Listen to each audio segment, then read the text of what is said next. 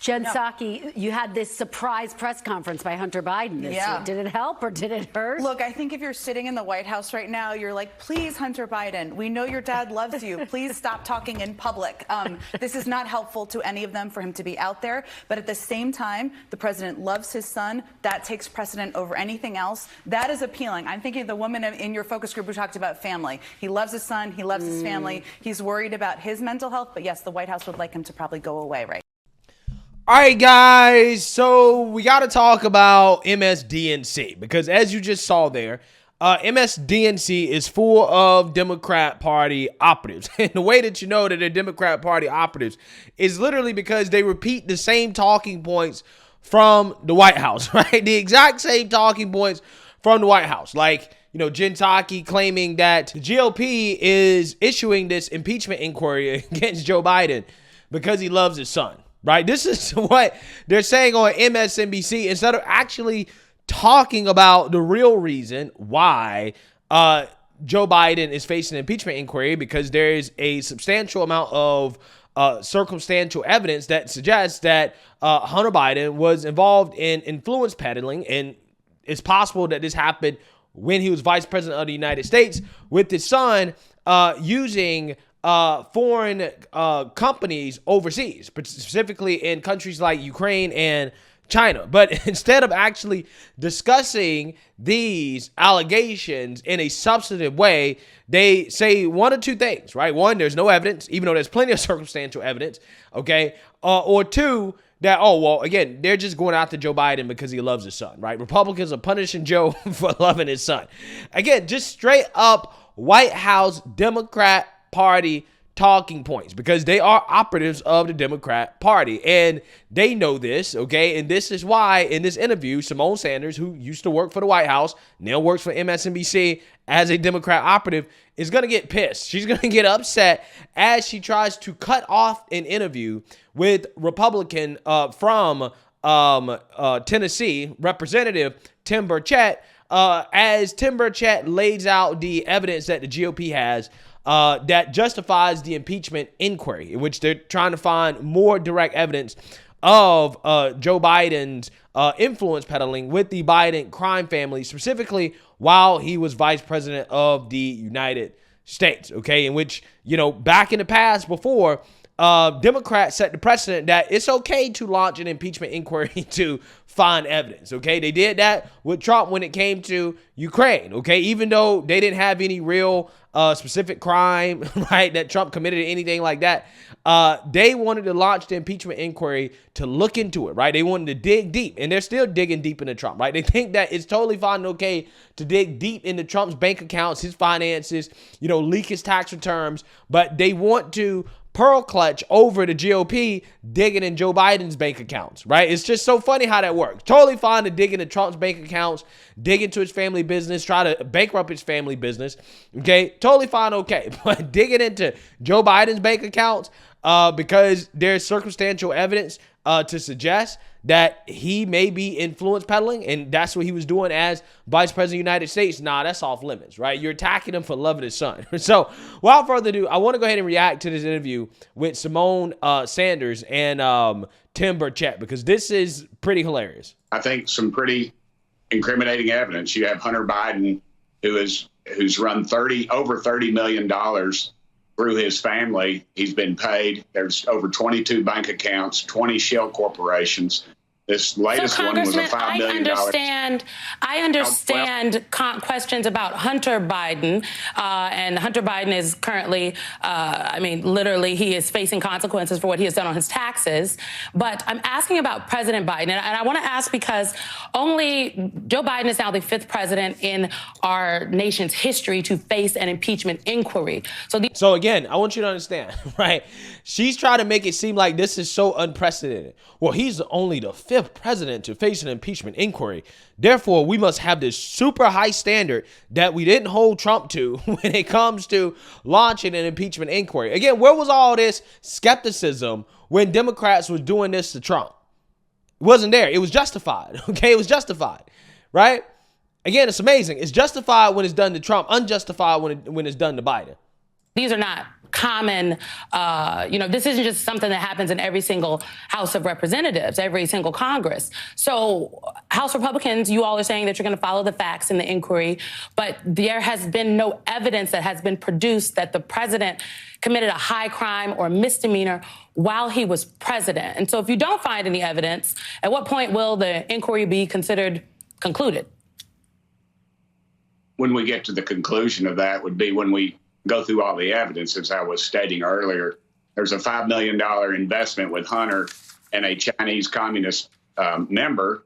And then Hunter, if you follow the money, he takes it, puts it in one of his 20 shell corporations. He, in fact, pays James Biden, the president's brother.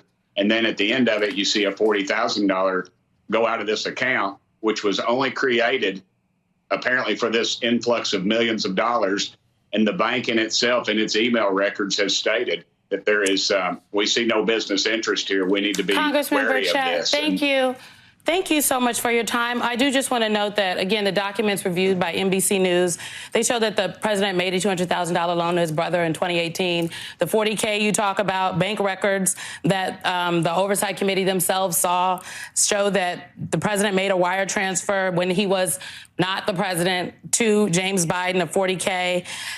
Payments were to Hunter Biden were for a 2018 Ford Raptor truck that Joe Biden purchased that Hunter Biden was using. I don't know. I haven't heard a high crime or misdemeanor yet. I completely understand. Are you going to let me answer the question, ma'am? I know you're a Democrat operative. You work for a Democrat consulting firm. All right, Congressman, let's do it then since we're here. We're out of time, but we're going to do it.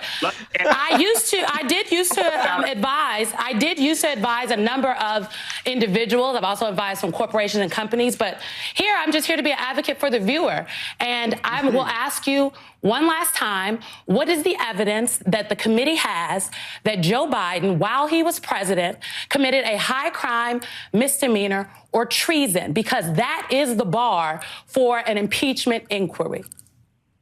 Well, you have to ask yourself, ma'am, why does a vice president or a president get $40,000 through a Chinese communist corporation that has been... All right. Well, with that, thank you all very much, Congressman. It's always a pleasure, but you just can't come on here and lie. Again, this is amazing. So much projection. So much projection. They keep falsely stating there's no evidence, even though, again, there's plenty of circumstantial evidence. They bring on a Republican to come on and to discuss the situation, the evidence, okay, and what they're trying to discover, okay, what they're looking for, the process. And what she does in the middle of this guy answering her question is she cuts him off and she tries to fact check him, right? Tries to discredit him instead of letting him say what allegedly they bought him on the show to say and to talk about, right? Which is the situation. Here's what we found. This is why we believe that this could lead us to the smoking gun evidence that, you know, hey, Biden committed a high crime or misdemeanor, like, for example, money laundering or influence peddling, making policy decisions in exchange for foreign money, okay? Which, you know, again, I personally believe that the circumstantial evidence will lead us to that. I totally understand why the GOP is doing the impeachment inquiry. And I think based off precedents that the Democrats set, that it is appropriate because they've now lowered the bar for this, right? Again, these people who've lowered the bar for impeachment inquiries are boohoo-whining and crying about the standards being lower, right? When they're the ones that open up the door for this type of stuff. Again, it's amazing how that works. But again, instead of letting him finish laying out his argument, she cuts him off to fact check him. And then she gets triggered because he calls her out for doing exactly what she's doing, which is being a Democrat Party operative, right? And you notice how she takes so much offense to that. All right, I just got to let you know, I'm here for the people, right? No, you're not. You're not here for the audience. You're here to be a talking head for the Democrat Party. Same with Jen Psaki, right? That's what you're here for, okay? You're not here to actually follow the facts or to ask real questions or to allow your viewers to get both sides of an argument or a story or a situation. No, that's not what you're here for. You're here to present a narrative. Anything that goes against that narrative, if it's not in favor of the Democrats, again, this is what you do, right? You cut the guy off. Don't let him finish talking. You fact check him. and then you try to cut off the interview, right? Notice how she was about to cut off the interview, right? Until the dude was like, oh yeah, you're a Democrat operative. So then she asked him the question again. And then as he goes to explain what they're looking for, the evidence that they found, the logic, reasoning behind what they're doing, she cuts him off again, right? You just can't come up here and lie like that. Well, what did he lie about? He's just saying that this is what we found. Now, you may disagree in regards to whether or not that leads to, Joe Biden committing a high crime or misdemeanor, or whether it's evidence that Joe Biden may have been involved with Hunter Biden's business deals. You can disagree about that. I understand that. But you can't say that he's lying, right? He's not lying. He's saying that this is what we found, and we're going to follow the evidence. We're going to follow the facts, and we will see where it leads us to. But again, they don't even allow their audience to hear that, right? They don't even allow their audience to hear anything, right? They just no evidence, no evidence, no evidence, okay? And, this is exactly what I'm talking about when it comes to the mainstream liberal media, man. These people, they are operatives, right? They're operatives for the Democrat Party, and they try so hard to protect their precious narrative. In any threat to their precious narrative, this is what happens, right? They immediately cut it off because they can't allow their audience to hear anything that they never talk about on the network. It's amazing. It really is. Let me know what you guys think. Make sure you like, comment, and subscribe. Most importantly, share a Black conservative perspective. Peace.